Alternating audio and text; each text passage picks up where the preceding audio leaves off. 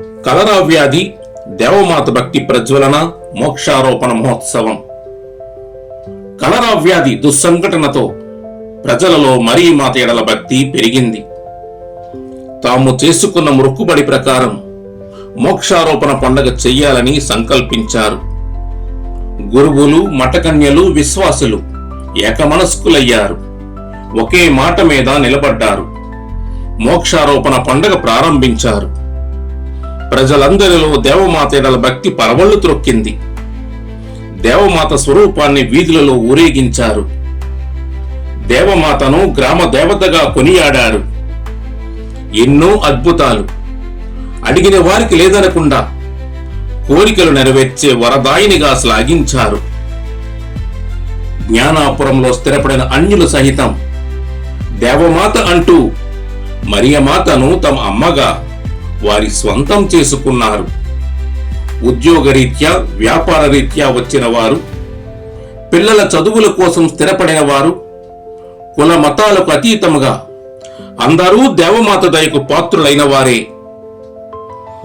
ఇక్కడ నుండి వేరే ప్రాంతాల్లో స్థిరపడిన వారు సహితం క్రైస్తవులైన, ఇతర శాఖలకు, ఇతర మతాలకు చెందిన వారైనా 15 రోజుల తేరు ఊరేగింపులో పాల్గొని దేవమాత ఆశీస్సులు పొందిన వారే.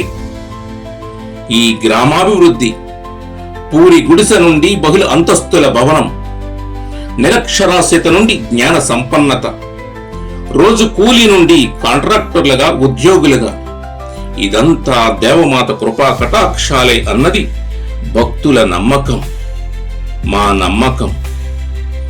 దేవమాత ఎడల భక్తి ఈ పండుగతోనే ముగిసేది కాదు.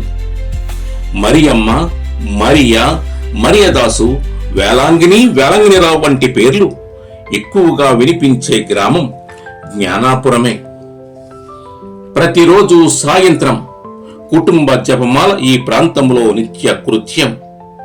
కుటుంబ జపమాల లేనిదే రాత్రి భోజనం లేదు. ఎవరు ఎక్కడున్నా కుటుంబ సభ్యులందరూ సమయానికి కుటుంబ ప్రార్థనలో పాల్గొనవలసినదే.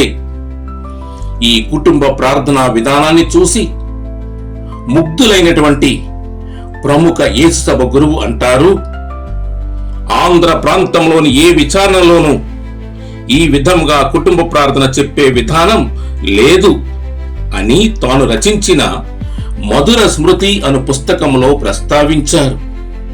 ఇది కదా జ్ఞానాపుర ప్రజల మరియ భక్తి. ఇది కదా జ్ఞానాపుర ప్రజల విశ్వాసం.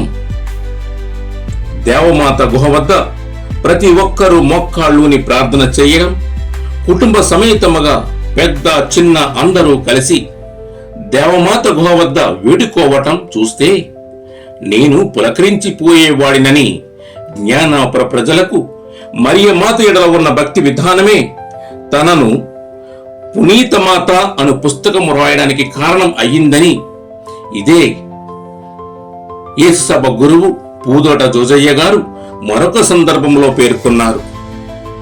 ఇటువంటి దేవమాత భక్తి గల గ్రామం కాబట్టే ఈ గ్రామ ప్రథమ దైవ సేవాంకిత ఫలాలు ఇరువురు మరియదాసులే.